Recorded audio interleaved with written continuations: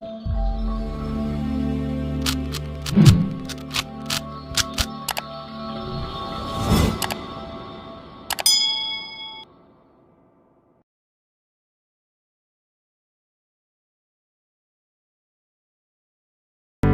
morning students. Now in today's lecture we are going to start new topic mechanical properties of solid. देखिए इस topic में हमने properties of solid, elasticity, उससे related कुछ physical quantity जैसे stress, strain, modulus of elasticity etcetera, ये point हमें इस टॉपिक के अंदर डिस्कस करने स्टूडेंट. देखिए mechanical property of solids. Solid is one of the state of matter. जैसे हमें पता है how many states of matter are there are total 5 state. 5 state of matter है ना. First Bose Einstein condensate, second solid, third liquid, fourth gaseous and fifth one is plasma. Okay, so solid की properties यहाँ पर हमें discuss करने student. So in case of देखिए definite shape और definite volume किसको होता है? ये सॉलिड को होता है. तो सॉलिड, लिक्विड और गैसेस, ये अगर तीनों भी स्टेट ऑफ मैटर हम कंसिडर करते हैं स्टूडेंट, देखिए solid, liquid and gaseous. Okay, तो इनके बीच डिफरेंशिएशन क्या होगा? Solid has definite shape and volume. मतलब सॉलिड को निश्चित ऐसा आकार और आकारमान होता है, right. Definite shape and definite volume. Now liquid has definite volume होता है, लेकिन डेफिनेट शेप नहीं होता है, no shape. Okay, and gases no shape, that is definite shape and no definite volume. मतलब डेफिनेट शेप किसको होता है? सिर्फ सॉलिड को. देखिए सॉलिड मतलब ऐसा matter which has definite shape and definite volume. Liquid volume होता है, डेफिनेट वॉल्यूम होता है, लेकिन डेफिनेट शेप नहीं होता है उसको. And gaseous has no definite volume, no definite shape. तो इस सॉलिड के बारे में हमें यहाँ पर प्रॉपर्टी डिस्कस करने हैं. तो सॉलिड हैज़ फर्स्ट प्रॉपर्टी क्या होगी? That the state of matter which has definite shape and definite volume is known as solid. Okay, अब ये टॉपिक जो स्टार्ट करने वाले हैं हम, मैकेनिकल प्रॉपर्टीज ऑफ सॉलिड, इसके अंदर पहले हमें deforming force, then deformation,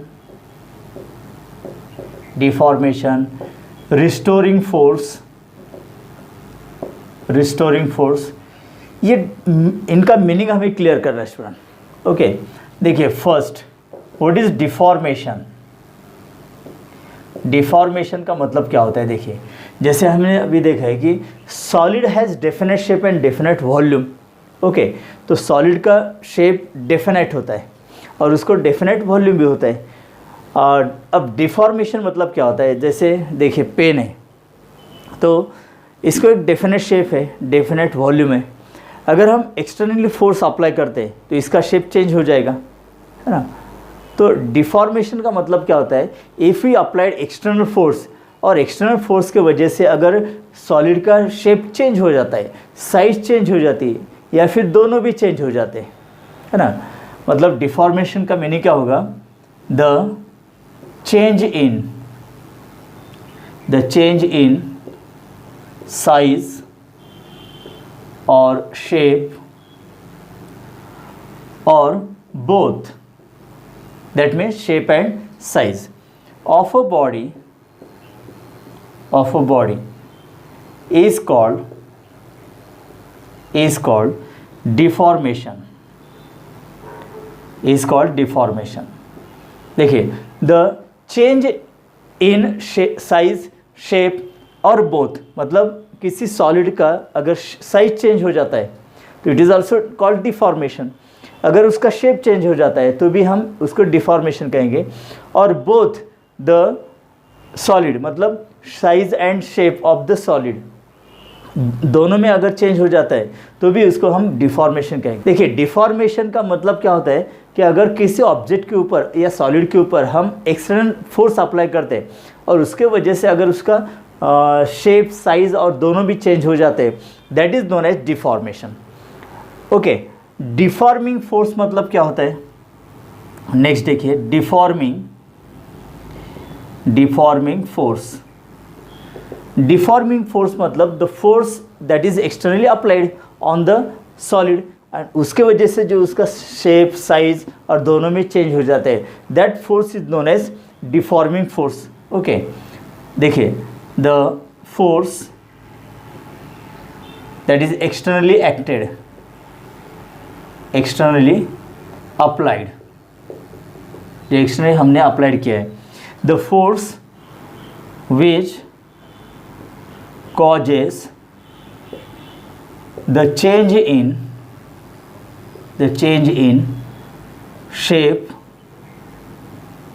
size or both of body is called deforming force। इसको हम applied force भी कहते हैं। applied force मतलब ऐसा फोर्स जिसकी वजह से सॉलिड का शेप साइज और दोनों भी चेंज हो जाते हैं। मतलब the force which causes the change in shape size और both of the body is known as deforming force. ठीक है, देखिए जैसे रबर बैंड होता है, अगर रबर बैंड को अगर हम फोर्स अप्लाई करते हैं एक्सटर्नली आउटवर्ड डायरेक्शन तो रबर बैंड स्ट्रेच हो जाएगा। तो अप्लाइड फोर्स की वजह से रबर बैंड स्ट्रेच हो गया, मतलब उसका साइज चेंज हो गया ना। Yes, so this is known as deforming force.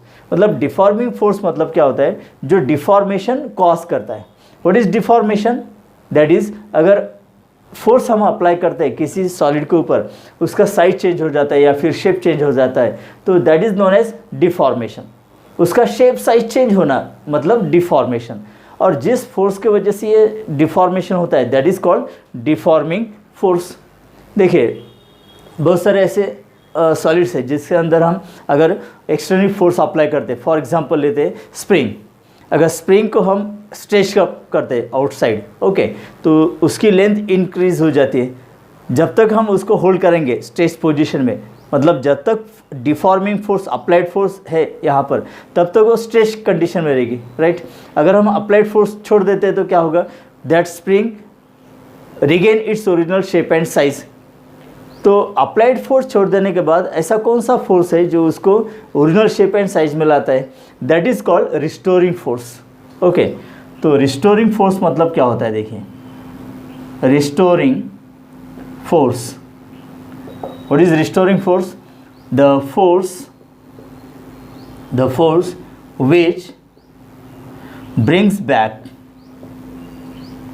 which brings back the body into its original shape and size is called restoring force। Restore करना मतलब to tend to its original shape and size, मतलब original shape and size में object को फिर से लाना, that is called restoring करना, उसका रिस्टोरिंग करना। ओके, सो रिस्टोरिंग फोर्स मतलब the force which brings the back the body into its original shape and size. तो देखिए डिफॉर्मेशन, डिफॉर्मिंग फोर्स, डिफॉर्मेशन का मतलब क्या होता है? The change in shape and size of the body. The force which causes the deformation in the solid is known as deforming force या फिर applied force. Okay, restoring force मतलब applied force के कारण शेप एंड साइज बॉडी का change हो जाता है। Okay, जब तक अप्लाइड फोर्स होगा तब तक वो डिफॉर्मेशन में रहेगा। अप्लाइड फोर्स अगर छोड़ देते हैं तो डिफॉर्मिंग फोर्स वहाँ पर अगर रिमूव कर देते हैं हम, तो रिस्टोरिंग फोर्स की वजह से बॉडी उसका original shape and size regain कर सकता है स्टूडेंट। ओके, तो ये कुछ डेफिनेशंस। अब इसका मीनिंग क्लियर करने के लिए हमें कुछ मतलब सॉलिड का नेचर हमें देखना होगा। देखिए हमें पता है कि सॉलिड, लिक्विड, गैसियस, तो सॉलिड में डेफिनेट शेप, डेफिनेट वॉल्यूम होता है। क्यों होता है डेफिनेट शेप? लिक्विड और गैसेस में डेफिनेट शेप क्यों नहीं होता है? बिकॉज सॉलिड के जो मॉलिक्यूल्स है, एटम्स है, okay, inside the solid, they are compactly arranged. उनके बीच का जो डिस्टेंस होता है, डिस्टेंस बहुत कम होता है दो एटम्स और मॉलिक्यूल्स के बीच, तो इसके वजह से उनके बीच इंटरमॉलिक्यूलर फोर्स ऑफ अट्रैक्शन बहुत स्ट्रांग होता है स्टूडेंट। ओके, और वही लिक्विड और गैसेस में क्या होता है कि distance between the molecules increases, जिसके वजह से इंटरमॉलिक्यूलर फोर्स ऑफ अट्रैक्शन यहाँ पर वीक हो जाता है लिक्विड के अंदर, और गैसेस के अंदर निग्लिजिबल हो जाता है। लेकिन बहुत स्ट्रांग कहाँ पर होता है? सॉलिड में। इसलिए सॉलिड में क्या होता है? डेफिनेट शेप होता है। देखिए एक डेफिनेट शेप हम सॉलिड कंसिडर करते हैं यहाँ पर। देखिए सॉलिड में क्या होता है? सॉलिड में we know that different atoms, okay, these are atoms और molecules from which the solid is made. तो इनके बीच बहुत डिस्टेंस कम होता है स्टूडेंट,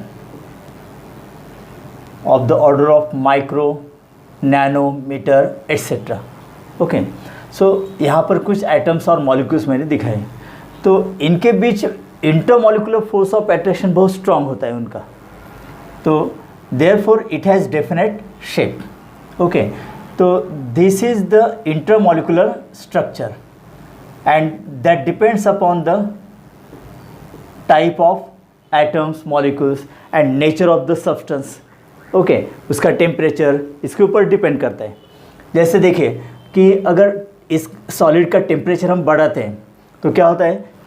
तो heat absorb by the atoms और molecules from which the solid is made, और उनके बीच जो डिस्टेंस होता है, डिस्टेंस इंक्रीज हो जाता है। अगर जैसे डिस्टेंस इंक्रीज होगा तो उनके बीच एटम्स मतलब इंटरमॉलिक्यूलर फोर्स ऑफ अट्रैक्शन कम होता है स्टूडेंट। ओके, तो उसका कन्वर्जन फिर सॉलिड, उसका देन कन्वर्जन कहाँ पर होगा? गैसेस में। अब ये थर्मल प्रॉपर्टीज ऑफ मैटर में हम देखने वाले हैं।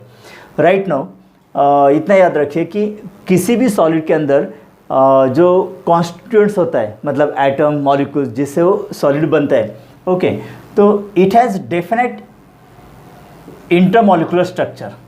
तो ये मॉलिक्यूल्स एटम के बीच डेफिनेट स्ट्रक्चर होता है। बेसिकली देखिए कि एटम्स, मॉलिक्यूल्स, उनके बीच bonding, that is intermolecular force of attraction. तो ये क्यों होता है कि एटम्स, मॉलिक्यूल्स, इसके अंदर दो तरह के चार्जेस होते हैं, पॉजिटिव चार्ज, नेगेटिव चार्ज, है ना। जैसे सोडियम क्लोराइड, आपको पता है सोडियम क्लोराइड, तो सोडियम एटॉमिक नंबर 11 बराबर है, और क्लोरीन एटॉमिक नंबर 17। तो एटॉमिक नंबर 11 मतलब 281, तो आउटर मोस्ट सेल में एक ही इलेक्ट्रॉन है, थर्ड इलेक्ट्रॉनिक शेल में सोडियम, और क्लोरीन में 17, इलेक्ट्रॉन कॉन्फ़िगरेशन क्या होता है? 287।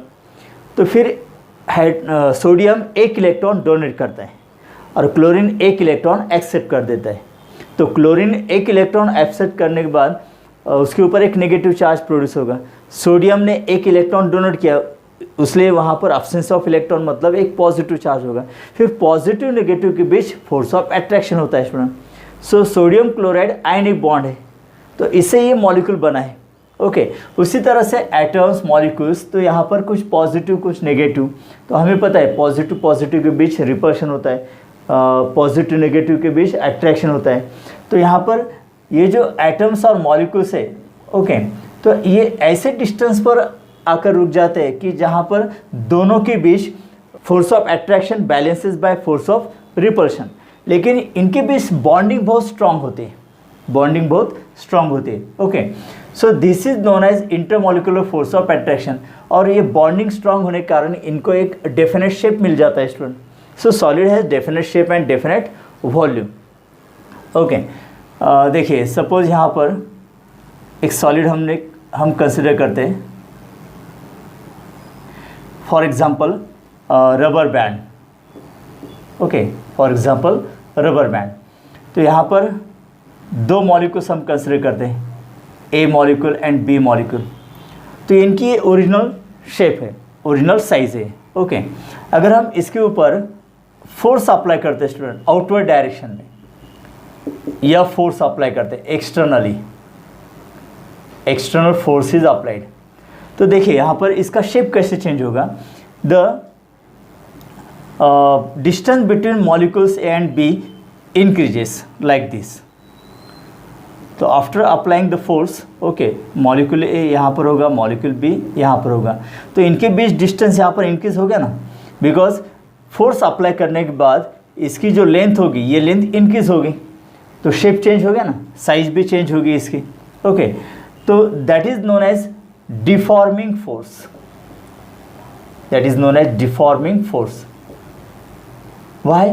बिकॉज इस अप्लाइड फोर्स के वजह से इसका साइज शेप चेंज हो गया, सो डिफॉर्मेशन में हो गया ना ये, मतलब एक्सटर्नल फोर्स अप्लाई करने के बाद इस बॉडी का शेप साइज चेंज हो गया, so this undergoes the deformation and this applied external force is also known as deforming force. यहाँ पर हमने देखा था the force which causes the change in shape size और बोथ ऑफ द बॉडी, तो इसके यहाँ पर लेंथ इंक्रीज हो जाती है रबर बैंड की, तो इसका मतलब क्या होता है कि ए और बी मॉलिक्यूल जो होंगे उनके बीच भी डिस्टेंस इंक्रीज हो गया, ओके। अब देखिए जबकि ये एटम्स मॉलिक्यूल्स इनके बीच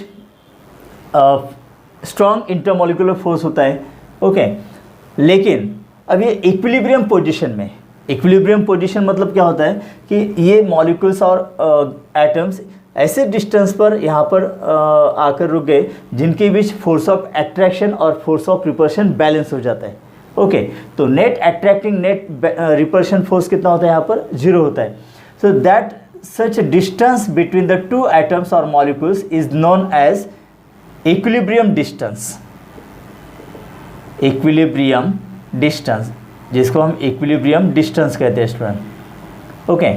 देखिए सॉलिड के अंदर जो एटम्स मॉलिक्यूल्स होते हैं तो वो कॉम्पैक्टली अरेंज होते हैं, ओके, तो उनके बीच force of attraction force of repulsion होता है, लेकिन at equilibrium the distance between the molecules is such that the force of attraction balances by force of repulsion, तो इनके बीच एक मिनिमम डिस्टेंस होता है and at equilibrium that distance is known as equilibrium distance.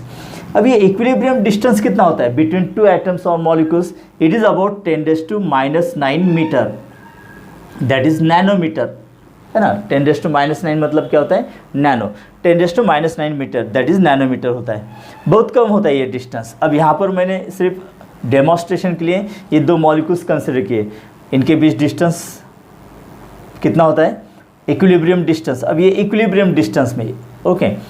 Now अब इसके ऊपर अगर हम फोर्स अप्लाई करते हैं student, applied force, externally applied force, outward direction, तो क्या होगा? ए और बी मॉलिक्यूल के बीच डिस्टेंस इंक्रीज होगा, राइट। तो इनके बीच अगर डिस्टेंस इंक्रीज हो जाता है तो क्या होगा? फिर दोनों मॉलिक्यूल के बीच का जो इक्विलिब्रियम डिस्टेंस है ये डिस्टेंस बढ़ गया, इसकी वजह से यहाँ पर एक इनके बीच अट्रैक्शन फोर्स डेवलप होता है, ओके। अट्रैक्शन फोर्स डेवलप होता है, that is known as internally developed force, internally developed force. देखिए जैसे जब एक्सटर्नल अप्लाइड फोर्स नहीं था तो ए और बी के बीच जो डिस्टेंस होता है दिस इज इन इक्विलिब्रियम, तो दैट इक्विलिब्रियम डिस्टेंस होता है, ओके। लेकिन अगर हम फोर्स एक्सटर्नली अप्लाई करते हैं तो दो मॉलिक्यूल्स की और दो एटम्स के बीच डिस्टेंस इंक्रीज होगा, तो इनका इक्विलिब्रियम डिस्टेंस डिस्टर्ब हो गया ना।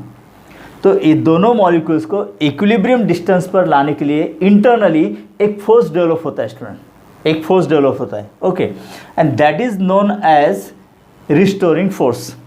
This is known as restoring force. This is known as restoring force. Okay. अब ये restoring force कितना होता है? जितना deforming force होगा। For example कि external outward direction में अगर हम 10 न्यूटन फोर्स अप्लाई करते हैं तो दो मॉलिक्यूल्स के बीच डिस्टेंस इंक्रीज होगा, तो उनको फिर से ओरिजिनल जगह पर लाने के लिए एक इंटरनली फोर्स डेवलप होता है, that is called restoring force, और ये भी कितना होगा? 10 न्यूटन ही होता है। मतलब एक्सटर्नल अप्लाइड फोर्स और इंटरनली डेवलप्ड रिस्टोरिंग फोर्स दोनों का मैग्नीट्यूड सेम होता है और डायरेक्शन एग्जैक्टली अपोजिट। जैसे देखिए सिंपल एग्जांपल लेते हैं, सपोज यहाँ पर एक स्प्रिंग है, this is spring in equilibrium, ये इक्विलिब्रियम, ओके। इसके ऊपर एक्सटर्नल फोर्स नहीं अप्लाइड। नो, अगर हम इसके ऊपर एक्सटर्नल फोर्स अप्लाई करते हैं आउटवर्ड डायरेक्शन, तो ये स्प्रिंग इस तरह से स्ट्रेच होगी, स्प्रिंग स्ट्रेच होगी ना इस तरह से, तो ये अप्लाइड फोर्स हो गया and that is known as deforming force. मतलब the force with which the shape of the और size of the spring changes. तो यहाँ पर इलोंगेशन हो गया ना, स्ट्रेचिंग हम इसको कहेंगे, ओके, जब तक ये अप्लाइड फोर्स रहेगा तब तक ये स्ट्रेच कंडीशन में स्प्रिंग रहेगी। So this is known as deforming force और अप्लाइड फोर्स। ओके, अगर ये 10 न्यूटन है स्टूडेंट, तो इंटरनली एक फोर्स डेवलप होगा विच इज़ डायरेक्शन इनवर्ड, उसकी डायरेक्शन क्या होगी, इनवर्ड होगी, and that is known as restoring force, और इसका भी मैग्नीट्यूड कितना होगा, 10 न्यूटन ही होगा। मतलब deforming force and restoring force दोनों का मैग्नीट्यूड सेम होता है, डायरेक्शन एग्जैक्टली अपोजिट होते हैं। सपोज इस स्प्रिंग के ऊपर हम इंटरनल डायरेक्शन में फोर्स अप्लाई करते हैं so that the spring get compressed. Okay, तो यहाँ पर स्प्रिंग कॉम्प्रेस होगी। अब मुझे बताइए यहाँ पर रिस्टोरिंग फोर्स की डायरेक्शन क्या होगी, रिस्टोरिंग फोर्स की डायरेक्शन होगी स्टूडेंट आउटवर्ड, आउटवर्ड होगी। इसका मतलब deforming force and restoring force magnitude same होता है लेकिन डायरेक्शन एग्जैक्टली अपोजिट। जैसे देखिए कि अगर हम स्प्रिंग के ऊपर आउटवर्ड डायरेक्शन में फोर्स अप्लाई करते हैं तो यहाँ पर स्ट्रेचिंग होगा, तो रिस्टोरिंग फोर्स क्या होगा, फिर इनवर्ड डायरेक्शन। देखिए स्ट्रेच अप्लाइड फोर्स जब तक है तो ये स्ट्रेचिंग कंडीशन में रहेगी, अप्लाइड फोर्स जब हम रिमूव करते हैं तो स्प्रिंग फिर से ओरिजिनल शेप एंड साइज में आ जाएगी ना। इसका मतलब the force which brings back the spring to its original shape and size, that is known as restoring force. अगर हम स्प्रिंग को कॉम्प्रेस करते हैं मतलब अप्लाइड फोर्स की डायरेक्शन इनवर्ड है। ओके, तो अप्लाइड फोर्स रिमूव करने के बाद स्प्रिंग फिर से नॉर्मल पोजीशन में आ जाएगी, मतलब रिस्टोरिंग फोर्स की डायरेक्शन कैसे होगी, आउटवर्ड होगी ना स्टूडेंट।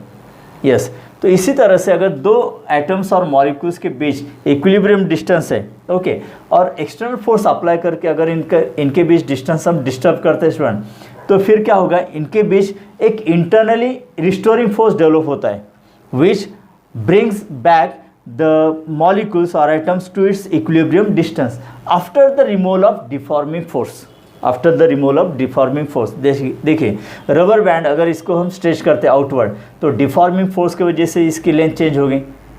जब तक हम अप्लाइड फोर्स अप्लाई करेंगे एक्सटर्नली, ओके,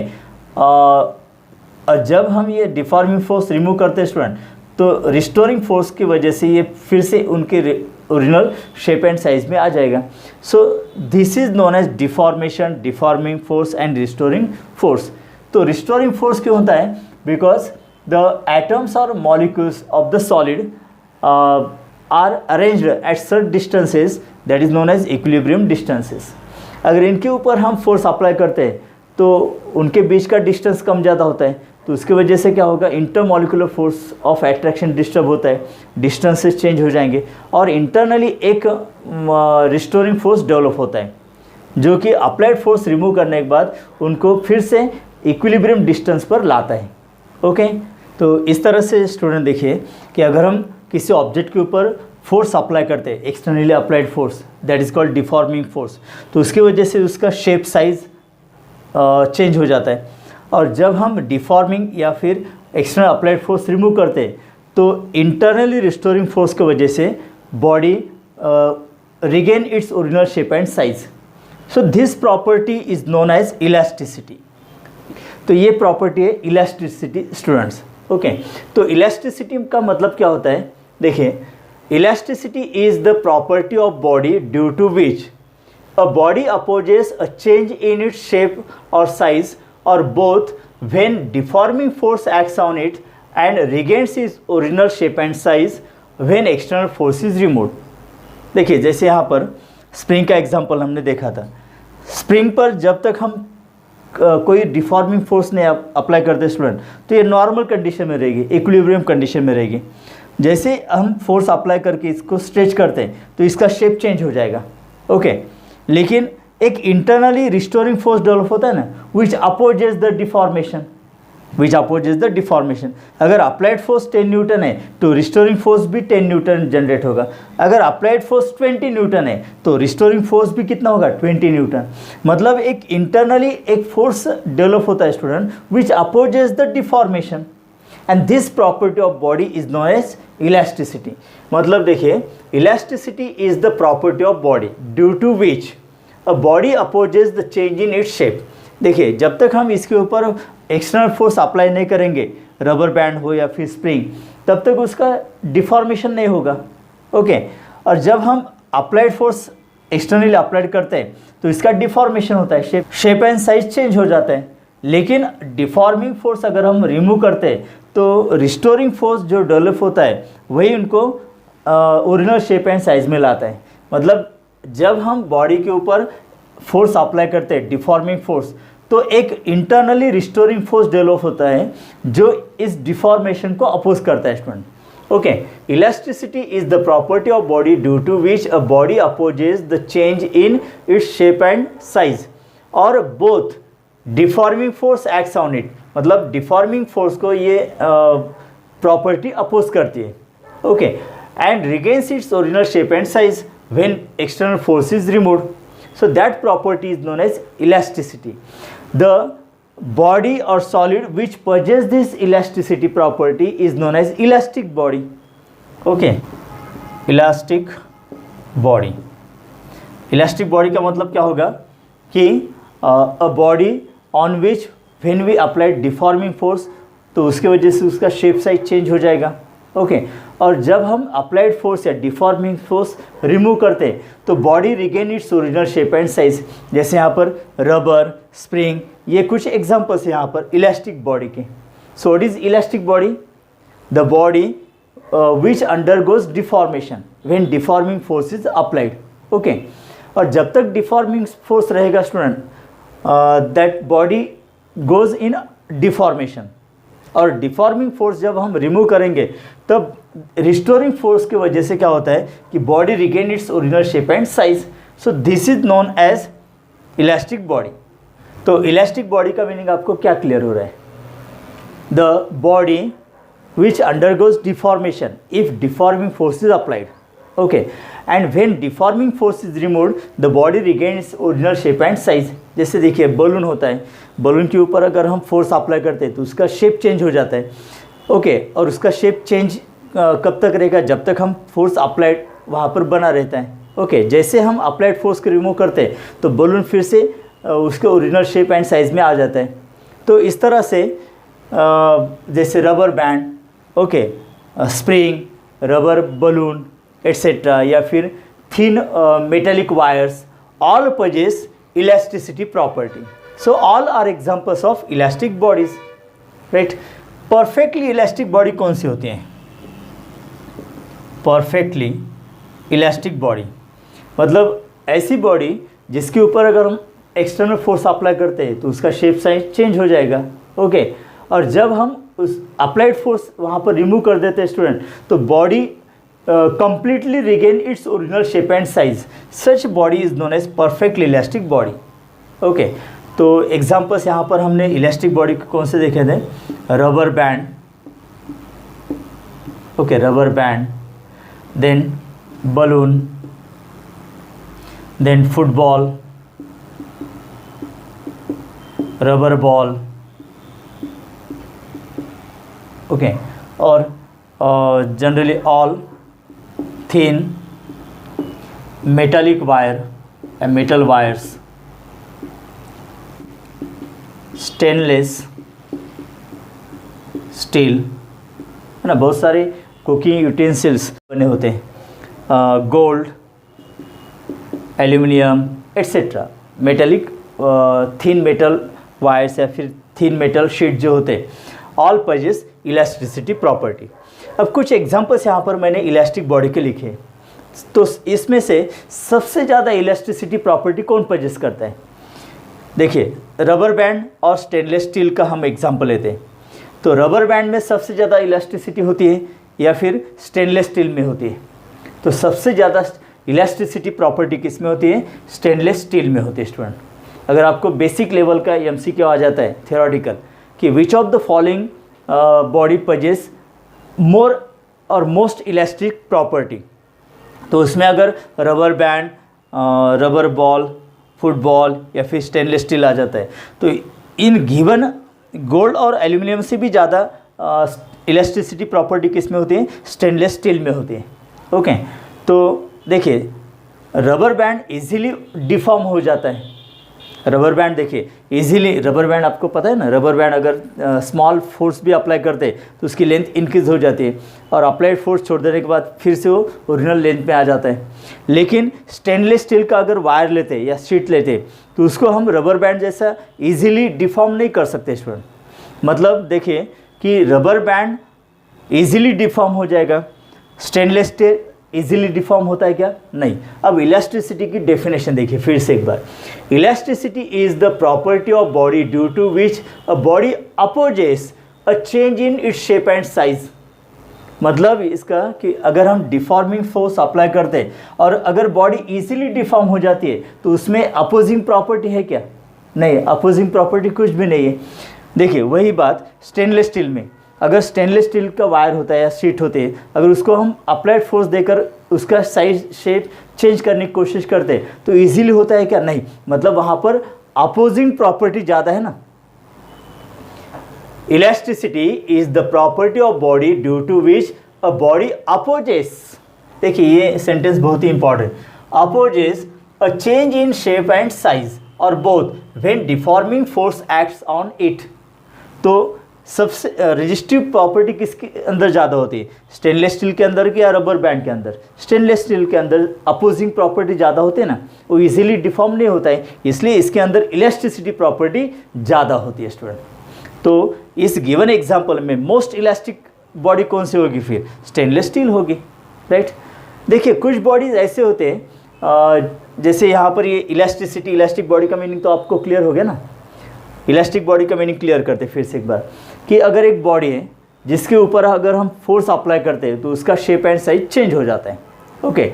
और ये that is known as deformation. उसका शेप एंड साइज अगर चेंज हो जाता है तो that is known as deformation. कब तक ये डिफॉर्मेशन में रहेगी बॉडी? जब तक अप्लाइड फोर्स वहाँ पर है। अगर हम अप्लाइड फोर्स या डिफॉर्मिंग फोर्स हटा देते हैं, रिमूव कर देते हैं, तो body regain its original shape and size. जैसे अगर रबर बॉल है उसके ऊपर अगर हम फोर्स अप्लाई करते थे तो स्पेरिकल जो शेप था वो शेप चेंज हो जाएगा, इलोंगेटेड हो जाएगा, ओके, एक्सटर्नल अप्लाइड फोर्स की वजह से। और वो उसी शेप में कब तक रहेगा? जब तक अप्लाइड फोर्स है। अप्लाइड फोर्स अगर छोड़ देते तो फिर से रबर बॉल क्या होगा? स्पेरिकल शेप में आ जाएगा, बराबर।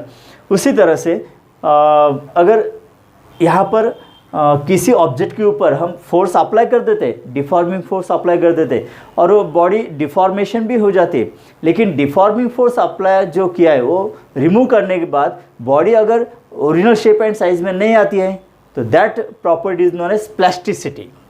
That is known as plasticity, okay, this is known as plasticity and that property possessed by the body is known as plastic body। Plastic body देखिए फॉर एग्जांपल क्ले या फिर mud, okay.